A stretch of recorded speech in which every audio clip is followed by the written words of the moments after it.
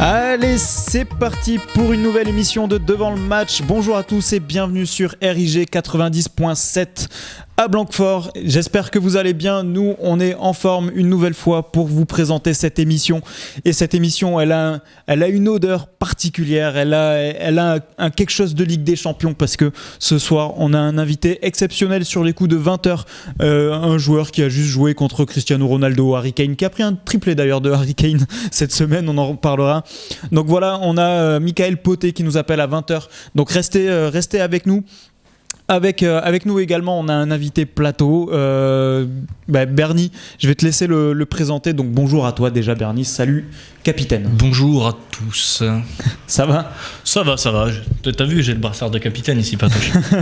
C'est bien, la première et seule fois, tiens. J'ai été capitaine très longtemps. Est-ce que je peux te laisser présenter la personne qui est à côté de toi, s'il te plaît ? Alors à côté de moi, c'est un honneur, mais c'est aussi mon ami. C'est Patrick Poncy de l'ES Canéjan actuellement, qui nous fait l'honneur et la gentillesse et l'amitié d'être avec nous ce soir. Bonsoir. Salut Patoche. Bonsoir.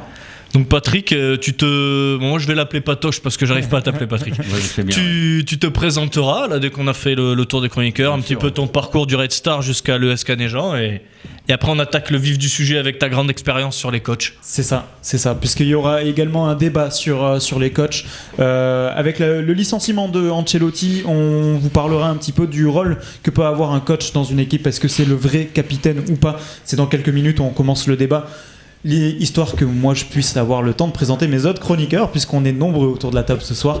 Et je vais commencer par toi, Geoffrey. Salut à toi, Jo. Salut à tous. Voilà, ravi d'être là. Ouais. Voilà, impatient de pouvoir débattre. C'est cool d'avoir un invité plateau en plus. Donc voilà, on va pouvoir échanger en direct, c'est vraiment sympa. Donc ouais, et puis une bonne soirée qui s'annonce. La Ligue des Champions, c'est toujours cool. On en débat. Je pense qu'on s'amuse bien dans cette compétition. Donc voilà. Et puis mon petit moment à moi. Mon retour avec les JSA qui a entamé dimanche dernier. Voilà, avec l'équipe B et qui reprend ce week-end avec l'équipe Fagnon. Donc voilà, je suis content de revenir, ça fait plaisir. On leur passe le bonjour pour la première fois de la saison. Exactement. Et la dernière aussi, ce serait bien. On espère. Ce serait bien qu'on en reste là. Avec nous, on a également Manu que vous pouvez retrouver sur les réseaux sociaux. Salut à toi, Manu. Bonjour à toutes et bonjour à tous aussi, parce qu'il y a aussi des hommes qui nous écoutent apparemment. Oui. Donc bon, on va faire l'effort. Moi, je vais bien. Je reviens là de Marrakech. Pardon. Avec un petit séjour à Marzazat. Très sympathique et beaucoup de stades de foot à Maroc, même dans les montagnes berbères j'ai pu voir. Ouais. Donc très impressionnant, beaucoup de maillots de Neymar aussi, les jeunes Marocains. Je pensais pas autant. Et de Marquinhos aussi. Oui, que Julien Cazard. Ouais. Et oui, vous pouvez nous retrouver sur Twitter Devant le match, Facebook Devant le match, Instagram Devant le match officiel et sur YouTube DLM officiel, et me retrouver sur Apple, Tinder, adoptamec.com aussi. Donc n'hésitez pas, je suis disponible. Très bien, les annonces sont passées. Bernie, tu veux intervenir sur ça ? J'aimerais beaucoup que tu montres aussi ton tatouage de Gay Pride sur ton bras. Non, parce que tu fais le beau Tinder, machin et tout. À la fin, tu vas aller le mettre devant la caméra et hashtag Guézou. D'accord ? Non, en fait, c'est sur le marché sur la place de non, alors par contre, je te dis, on veut pas l'histoire du tatouage, on s'en fout complètement. On veut juste que tu le montres et que tu te dises, je me fais taper dans l'Oliviette. Et puis voilà, c'est réglé l'histoire. Je sais pas si Aurélien est là en caméra. Pas du tout, mais tant mieux, parce qu'il a un peu raté, donc on m'a un peu forcé à le faire. Oui, bah bien Juste sûr. avant, j'avais pris une petite couleur entre les bras. C'est toujours ce qu'on dit quand c'est moche, on m'a forcé. Mais c'était moche, mais ils m'ont même pas demandé ce que je voulais et tout, on me l'a fait directement. Bien sûr. Hop, 40 dirhams. Merci. Sympa. Bon, très bien. Bon, voilà pour les histoires de Manu. On va quand même parler un petit peu foot sur cette émission-là, parce qu'on n'est pas là que pour dire n'importe quoi. On va laisser quand même présenter notre invité. Vous laissez l'honneur de vous Patoche, présenter. copie pas. Allez Patoche, tu te présentes s'il te plaît, tout ton parcours. Raconte-nous un petit peu ta vie jusqu'à l'ES Canéjan. Je vais pas vous redonner mon prénom et mon nom. Hein. Je pense que ça a été fait. Patoche, c'est le petit surnom. Bah oui. Et pour en revenir sur la modeste carrière, j'ai passé 11 ans au Red Star. Ensuite, je suis arrivé dans la région bordelaise, plus sur Marmande, puisque une fois à Marmande, je suis rentré à Langon, où j'ai passé 3 ans. 2 ans avec Jean-Claude Dubouille et la CFA2, et une année où je suis resté pour monter une équipe de 18 ans, c'est-à-dire anciennement junior. Et ensuite, vivant sur Pessac, Langon, à chaque fois ça me faisait pas mal de route. Donc je suis venu sur Pessac et je suis rentré, j'ai fait 2 années à Arlac. Et puis j'ai fait 1 an dans le Médoc. Et après j'ai fait le Stade Bordelais pendant 2 ans. Et je suis venu ensuite avec Christophe Gillot, que j'ai connu au Stade Bordelais. On est venu à Pessac-Alouette.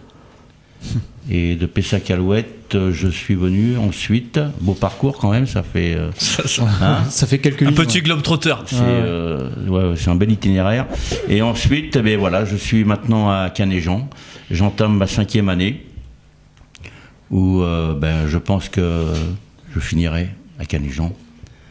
Le plus tard possible. Ouais, le plus tard possible, peut-être, oui. J'ai plus trop envie de bouger parce que on vieillit. Hein. Ouais, c'est normal. Donc voilà. Voilà le parcours. Le parcours, ouais. Donc une belle expérience dans le foot. Vous avez eu quelle place prioritairement, coach, j'imagine, au sein de vos équipes? Ouais. Oui. C'est une passion que vous partagez avec Bernie, sur laquelle vous avez dû parler souvent, régulièrement. Bernie, je te vois sourire. Oh, tu sais, suivant l'heure qu'il était au foyer, on parlait plus trop de ça, quoi. C'était un peu. Voilà. Moi, j'ai quelque chose à vous demander. Coach des équipes Fagnon de seniors, oui. Ou vous êtes occupé de l'école de foot également? En partant du Red Star? Plutôt, en partant du Red Star, je me doute que c'était pour... Quand je suis rentré au Red Star, il y avait une sélection qui était faite automatiquement dans la région concernant les joueurs, mais aussi les coachs. D'accord. Voilà, il fallait avoir une certaine personnalité, c'est-à-dire quelqu'un de très sympa, de très ouvert, quoi, très ouvert, pédagogue, avec quelques compétences aussi. Oui, bien sûr. Ouais. Donc à partir de là, au Red Star, je me suis occupé à l'époque c'était les minimes. Ouais. Et ensuite la catégorie junior. D'accord. Où là j'avais une relation constante avec le centre de formation, puisque j'avais des garçons le week-end qui ne jouaient pas avec la CFA, qui redescendaient systématiquement au junior. Donc j'étais toujours en relation avec le responsable du centre de formation. D'accord. Voilà. Okay. Sinon après j'ai toujours été coach beaucoup plus avec les jeunes. Ouais. Et avec les seniors, ça a été plus en tant qu'adjoint. D'accord. Voilà. Ok. Ouais. Très bien. Ok. Mais écoutez, je pense qu'on va profiter de votre expérience pour lancer le premier débat de la soirée, messieurs. On l'a tous vu dans les 2 jours, sur les 2 jours précédents. Carlo Ancelotti licencié par le Bayern Munich, ça n'a pas fait l'affaire. Le bonhomme est resté très classe à sa sortie, un message comme toujours. Mais voilà, un grand entraîneur qui part du Bayern Munich sans avoir réalisé vraiment d'énormes performances, j'ai envie de dire. Carlo Ancelotti mis dehors par 5 têtes, c'est ce qu'on dit, c'est ce qui ressort dans la presse aujourd'hui. Les Mats Hummels, Boateng, Ribéry Robben Müller, voilà. Des joueurs qui ont eu la tête de Carlo Ancelotti après cette défaite face au Paris Saint-Germain au cours de la semaine. Ça nous permet de nous poser cette question: quelle est la véritable place d'un coach dans un club de foot? Est-ce que le coach a toujours les rênes de l'équipe quoi qu'il arrive? Petit débat, messieurs, qu'est-ce que vous en pensez déjà? Est-ce que vous pensez que c'est plus les joueurs qui font l'équipe plutôt que le coach? Sans s'être concerté, la vraie question que je me pose, c'est est-ce que je vais être d'accord avec Bernie? Toi, t'es plutôt quoi, toi? T'es plutôt coach ou t'es plutôt joueur? Je sais pas, commence par répondre déjà. Moi, je suis C'est qui, quoi? On va discuter tous les deux. Moi, je suis plutôt partisan du fait que c'est le coach qui décide, quoi. Ouais. Je veux dire, il y a pas de t'as beau être tout joueur que tu veux, ça reste le coach qui décide. Je prends en exemple quelqu'un qui a à peine réussi ces dernières années. Zizou, quand il a dit de Cristiano Ronaldo qu'il fallait qu'il se repose, qu'il avait besoin de souffler parce qu'il était à un âge qui commençait à être avancé, ou s'il a besoin de lui en fin de saison pour des performances qui ont été exceptionnelles pour Cristiano l'année dernière. Là, c'est le coach qui décide et qui dit moi, je décide que pour ton bien, on fait comme ça et t'as rien à dire. Ouais. Au Milan, au Bayern, avec Carlo Ancelotti, ça a semblé plus compliqué parce que là, c'est 5 joueurs apparemment, et c'est 5 joueurs majeurs pour qui, alors on connaît pas les détails, mais du coup le fonctionnement ne marchait plus, la communication entre eux marchait plus beaucoup, et voilà, de toute façon on a tous senti la fracture quand tu démarres à jouer contre le PSG et que tu mets 4 de tes 5 restas sur le banc, c'est qu'il y a vraiment il y a quelque chose qui va pas, mais je pars du fait que c'est quand même le coach qui a le dernier mot et que le joueur, c'est son métier, il est là pour jouer. Si l'entraîneur décide qu'il doit pas jouer, c'est qu'il est pas bon. Mais après, c'est que ça va pas. Mais après, c'est toujours la question. Au milieu de ça, tu as toujours le trait de l'orgueil, où doit se situer l'orgueil du coach et l'orgueil des joueurs par rapport à l'un ou l'autre.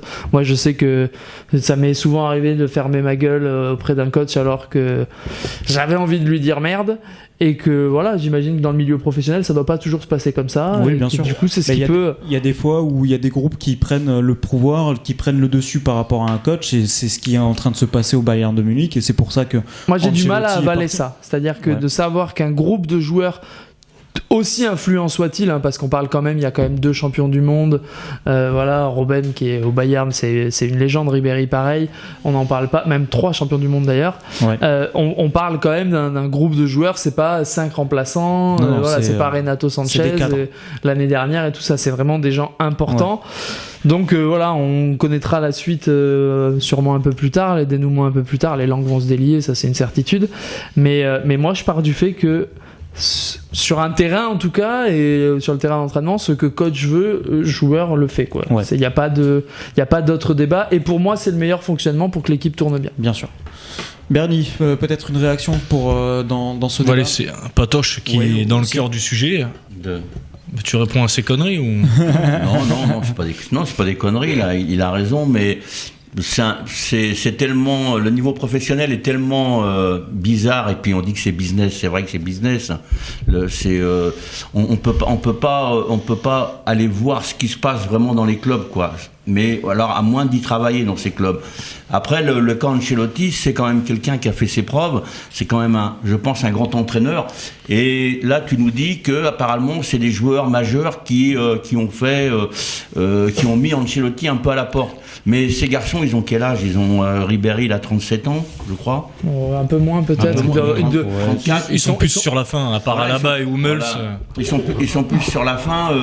Je vois pas l'intérêt pour eux de pousser leur coach à la porte. Surtout un entraîneur. Enfin, pour moi, surtout un entraîneur de ce calibre-là.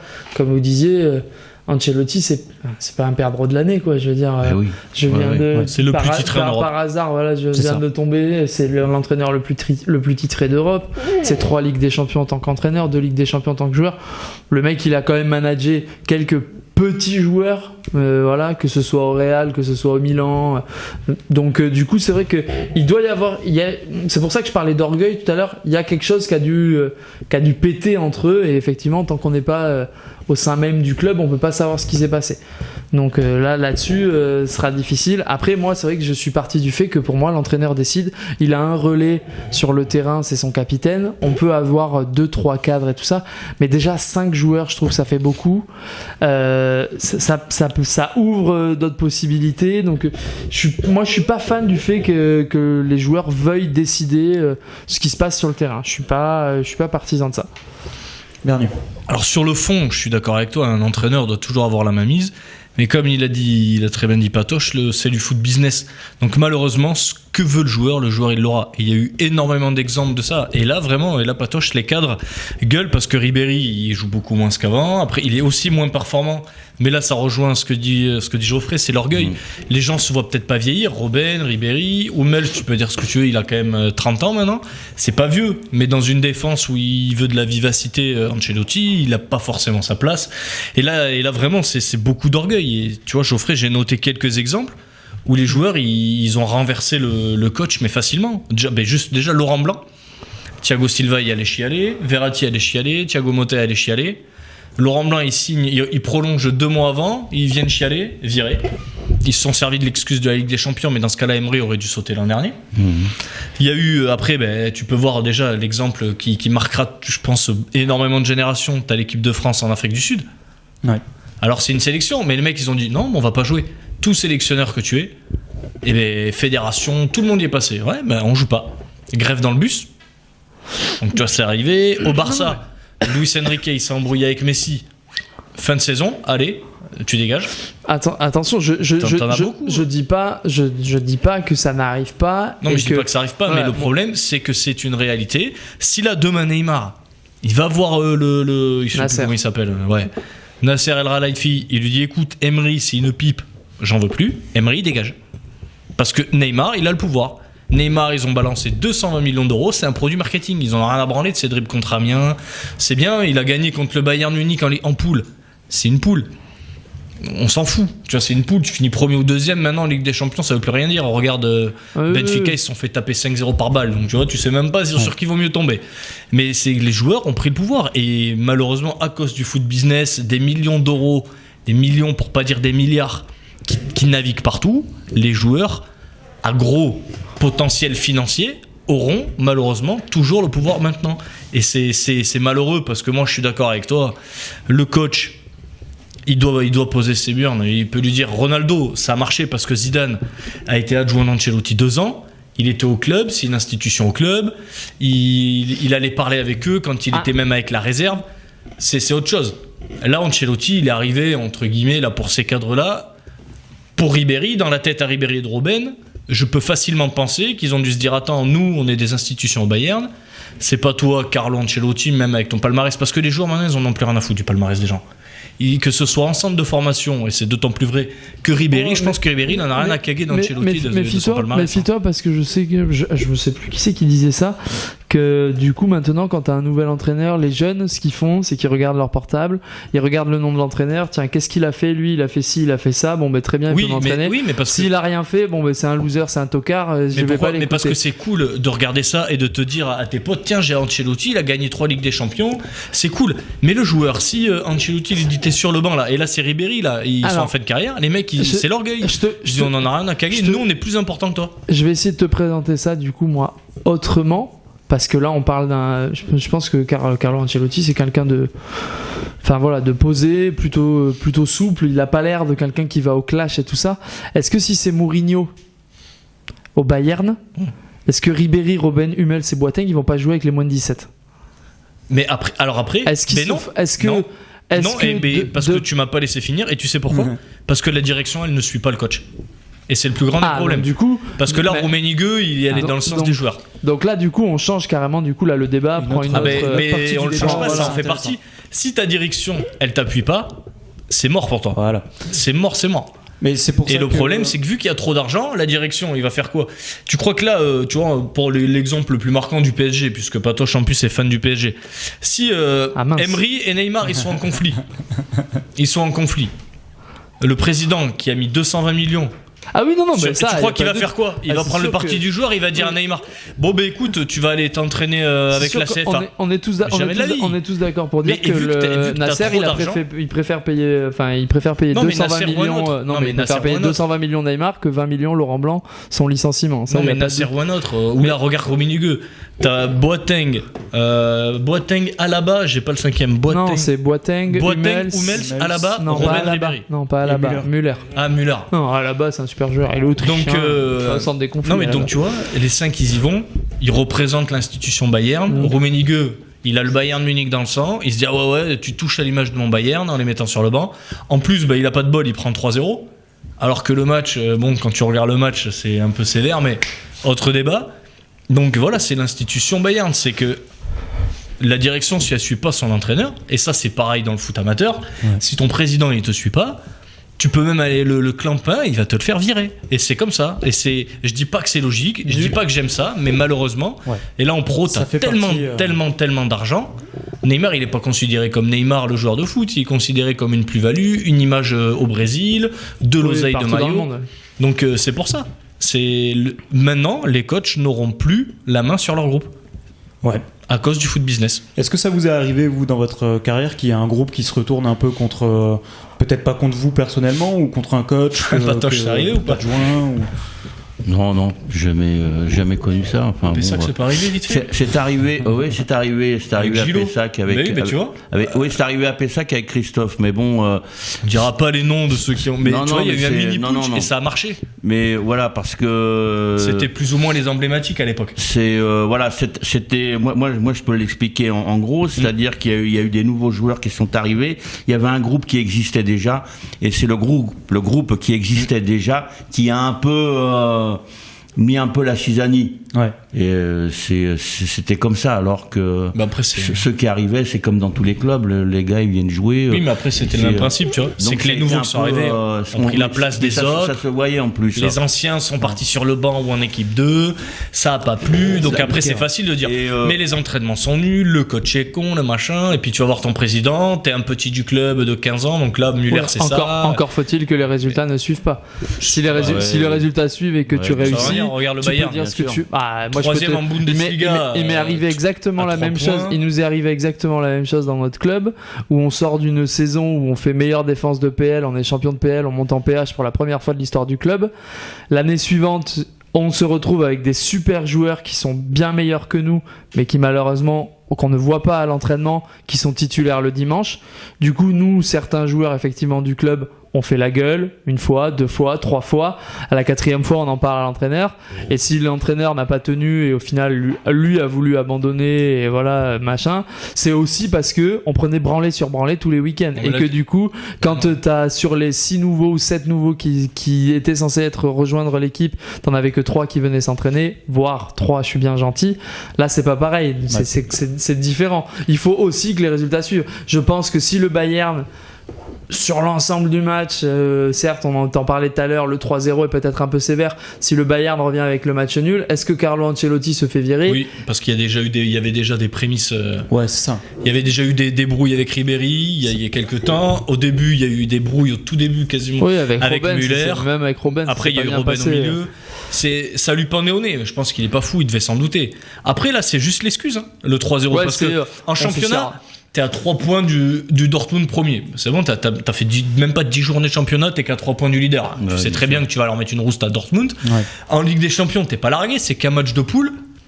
T'es largué nulle part. Surtout que dans ta poule, il n'y a pas grand monde. Bien sûr. Sportivement, c'est ça, ta poule est nulle. À part le PSG, ta poule est nulle. Ça avait commencé, ça faisait un moment que ça avait commencé du côté du Bayern. Il y avait eu le problème avec Ribéry il y a 2 semaines à peu près, quand il jette le maillot. Exact. Pareil, c'est un emblème. T'as le problème depuis l'an dernier avec Müller qui joue beaucoup moins. Qui joue pas. Robben qui joue beaucoup moins. T'as eu même des problèmes en interne où Lewandowski fait tout pour partir du Bayern Munich, il s'est embrouillé avec ses coéquipiers. C'est au bout d'un moment, après c'est facile de trouver des excuses, de lui dire ouais, t'es machin, t'as perdu 3-0 au parc, t'es viré. Non, c'est juste qu'après. Là, tu vois, l'exemple en amateur est pareil. Il y a des nouveaux joueurs qui sont arrivés. Les anciens, en plus, en fin de carrière, l'orgueil, machin, ils supportent pas d'être sur le banc. Et puis, au bout d'un moment, qu'est-ce qu'ils gueulent ? Leurs perfs ne valent pas le coup d'être titulaires non plus. Au bout d'un moment, on va pas se mentir. Hein.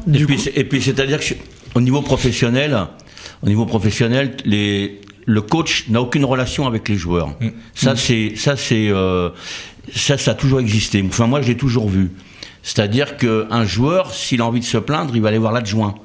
Il va aller voir une autre personne, mais il n'ira jamais voir le coach. Le coach, par contre, peut faire venir un joueur dans son bureau pour lui expliquer qu'est-ce qui se passe, pourquoi ça va pas, t'es en baisse de régime. L'inverse est voilà, l'inverse. Mais le coach est vraiment indépendant par rapport des joueurs. D'ailleurs, ils ont toujours évité ce relationnel avec les joueurs. Jamais vu un coach taper la tête sur un joueur ou caresser les fesses pour rentrer sur le terrain. Le féliciter. Il n'y a pas ce genre de complicité, le fait qu'il tape dans la main lorsqu'il sort et tout, qu'il tape la main du coach, mais ça c'est un rituel, ça a toujours existé, mais il n'y a pas il n'y a pas une vraie complicité entre le coach et ses joueurs. Exactement. D'accord. Ça fait quand même du rôle du coach c'est un rôle particulier quand même. C'est peut-être le poste le plus bancal dans un club de foot. Le siège est éjectable au total, puisque tu as le problème de direction dont on parlait brièvement tout à l'heure, le problème d'un groupe qui peut se retourner contre toi. Le poste de coach, finalement, il est horrible. Déjà, on avait déjà tendance à le penser, voire même à le dire, que le poste de coach dans le football professionnel, c'était vraiment la place du con, entre guillemets, quoi. Là, ça tend à le prouver. Quand 4 joueurs ou 5 joueurs font dégager Carlo Ancelotti d'une maison comme le Bayern de Munich, effectivement tu te dis que c'est un poste qui est pas facile à occuper et que il faut arriver avec des certitudes, des résultats, faire que tout le monde se sente bien. Mais c'est aussi pour ça du coup qu'il y a des coachs pour qui ça doit bien marcher, hein. Je reprends l'exemple de Zizou, des exemples Mourinho, on fait Sir Alex Ferguson, Wenger, Mourinho s'est fait dégager de Chelsea, s'est fait dégager à cause de ça. Dégagé de partout, du Real. Dégagé du Real à cause des problèmes. Donc, Mais ce sont des entraîneurs qui gagnent, hein, qui ont gagné. Donc à un moment, ils ont dû. Ils doivent tirer peut-être. Je sais pas si vous avez entendu. Alors qu'on a notre invité qui nous appelle, Jo, je te laisse prendre le. Tu mettras le. Oui, pas de souci. Allô, oui. Et du coup, ça va mettre fin. Du coup, cet appel va mettre fin à ce débat. Peut-être un dernier mot pour. Merci d'avoir appelé. On va vous faire Non.